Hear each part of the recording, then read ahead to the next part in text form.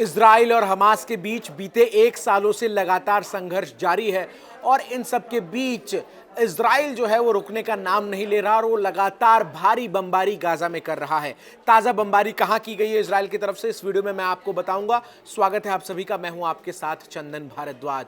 Israel की सेना और आईडीएफ की तरफ से गाजा में उन तमाम ठिकानों को अभी भी निशाना बनाया जा रहा है जहां से हमास के आतंकी ऑपरेट किया करते थे और जहां अभी भी हमास के कुछ आतंकी मौजूद हैं।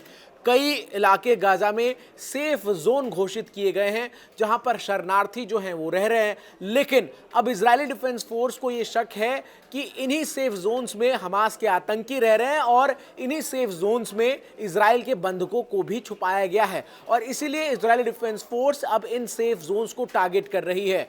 गाजा के स्वास्थ्य मंत्रालय की तरफ से जारी आंकड़ों के मुताबिक बीते 24 घंटे के अंदर 48 फिलिस्तीनियों की मौत हुई है, तो वहीं 201 से ज्यादा फिलिस्तीनी लोग जो हैं वो इजराइल के हमले में घायल हुए हैं। वहीं इजरायली सेना का दावा है कि अल मवासी इलाके में उसके हमले में कई फिलिस्तीनी लड़ाके जो हैं वो मारे गए हैं, जिसमें हमास का सीनियर लीडर ओसामा गनीम भी शामिल हैं। आईडीएफ के अनुसार ओसामा गनीम पर गाजा के लोगों पर दबाव बनाना और हमास के खिलाफ खतरों का पता लगाने का जिम्मा था और इसीलिए इस ऑपरेशन को अंजाम दिया गया। इजरायली सेना का कहना है कि गनीम ने हमास के क्रूर तरीकों को लागू करने में महत्वपूर्ण भूमिका निभाई और मानवाधिकारों का उल्लंघन करते हुए उसने गाजा के नागरिकों पर दबाव बनाया और इस हमले के जरिए गाजा के आम नागरिकों को भी जो है वो मुक्त किया गया है। युद्ध के बीच उत्तरी गाजा में स्थिति लगातार भयावह नजर आ रही है। बड़ी संख्या में शरणार्थी जो हैं वो लगातार कैंप्स में रह रहे हैं।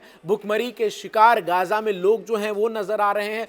पल्स पोलियो जैसी बीमारी एक बार फिर से दस्तक देती हुई नजर आ रही है। बच्चे जो हैं वो इस पूरे युद्ध में सबसे ज्यादा प्रभावित हुए हैं। आम लोगों को अपने घरों को छोड़कर शरणार्थी कैंपों में रहने को मजबूर होना पड़ा है और जो स्थितियां हैं उसके मुताबिक इजराइल लगातार जिस तरीके से हमले कर रहा है, ऐसे में मानवीय सहायता भी समय रहते हुए नहीं पहुंच पा रही है और इससे काफी जो परेशानी है वो आम लोगों को गाजा में उठानी पड़ रही है। वहीं इजरायली सेना ने अब जब अस्पतालों और सेफ जोन्स को टारगेट किया है, ऐसे में ये बड़ा सवाल है कि हमास के आतंकी जब इन तमाम ठिकानों को हाइडआउट्स बना रहे हैं तो ऐसे में किस तरीके से ये जो है यहाँ पर लोग सुरक्षित रहेंगे। लगातार तमाम अपडेट्स इजराइल हमास के युद्ध से जुड़ी मैं आप तक पहुंचाता रहूंगा। बहुत बहुत शुक्रिया आपका हमारे साथ जुड़ने के लिए।